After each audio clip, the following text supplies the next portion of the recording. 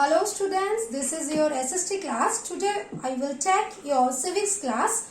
You know your unit 2 syllabus. There is a chapter that is working of institutions. In the previous chapter you will learn about the democracy. Democracy is not only the electing their rulers, but it also in a democracy ruler have to follow few rules and regulations. They have to maintain this and they have to take the decisions. They have to take the decisions in a way. Abundantly they cannot take the decision. They have to work with and within institutions. And these institutions are mentioned by our constitution. So this chapter about working of such institution in democracy, which are helping to take decisions, the rulers, how to implement the decisions, if there is any dispute, in which process these disputes are settled down. So in this process we will come across three major institutions. Number 1 legislative, number 2 executive, number 3 judiciary. So let's start the chapter. We will start with how is a major policy decision taken. At first there is a office memorandum.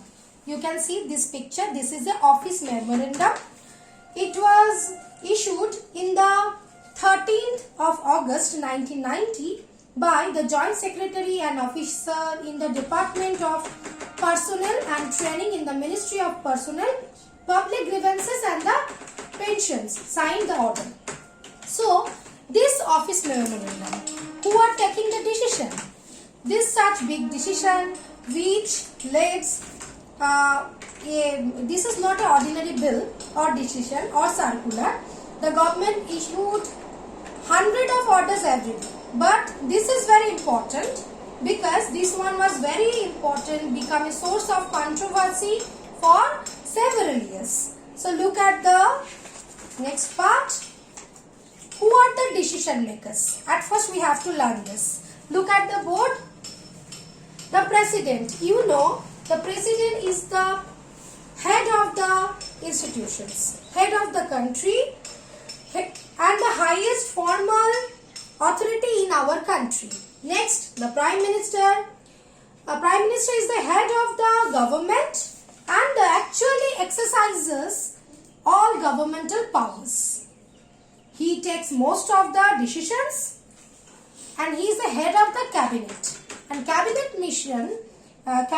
are the head of the all decision makers. And cabinet is headed by Prime Minister. Now another one is Parliament.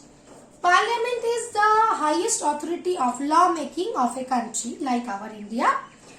And Parliament consisted of two houses and the president of our country. The two houses means the Lok Sabha and the Rajya Sabha. I have already told you the two houses and the president is called Parliament.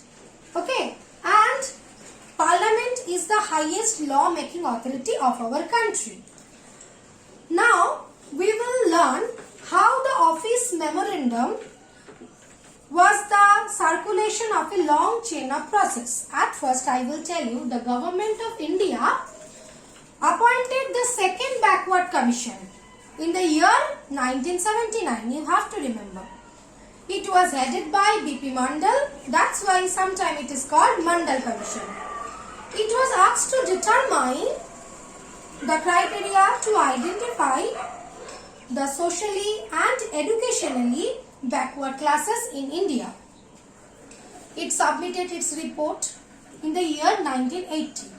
It has reported various changes and also various recommendations.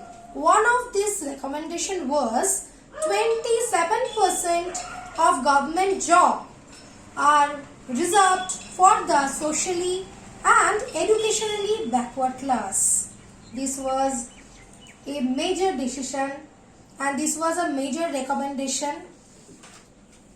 The report and recommendations are discussed in the parliament and various parliamentarians and the parties came kept the commission, they want to keep this recommendation. But finally, when the Janata Dal came to the elected in the Lok Sabha, the VP Singh became the Prime Minister.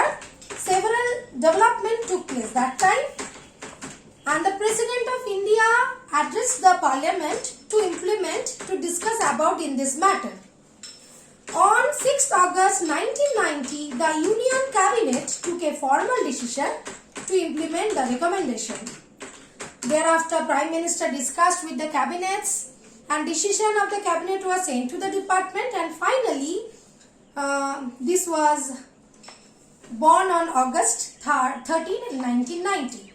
For the next few months, this was the most hotly discussed issue in our country. The magazines, the media discussed about it. Few people are against this recommendation. Few people are thinking that this decision is totally appropriate for those people who are actually backward.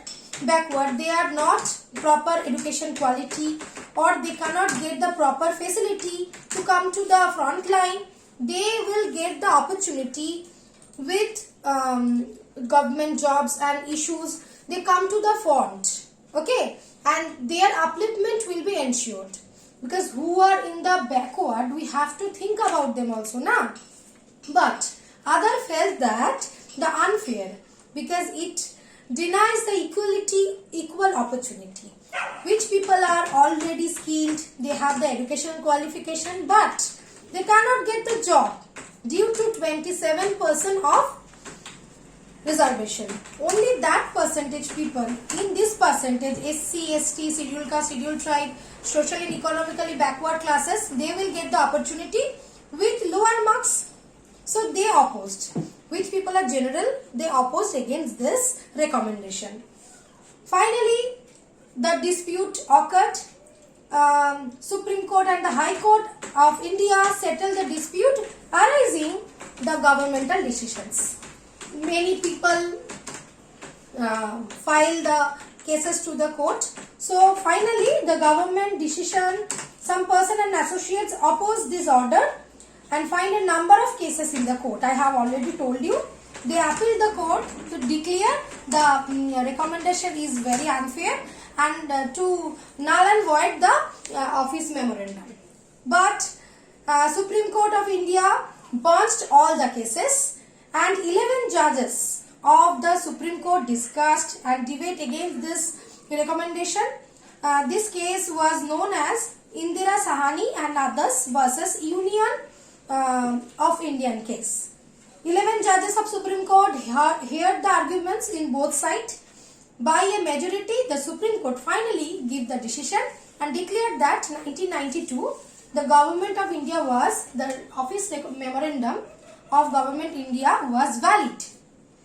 And court asked the government to modify this bill, modify this recommendation, and finally give the 27% of reservation of government jobs. And dispute resolved by Supreme Court. So, have you understand, the decision is not made by one person, one institution. All the institutions and the leaders and who are the higher level officers, they are interrelated. They have to listen other institutions, other recommendations, and if there is any dispute, interstate dispute or government, union government and the people have some problem with the decision with union government, we can move to the court, Supreme Court, the highest authority of our India. They will give the suggestion to us. Okay, the Supreme Court give us the judgment. Thank you, students. I hope you understand. Thank you.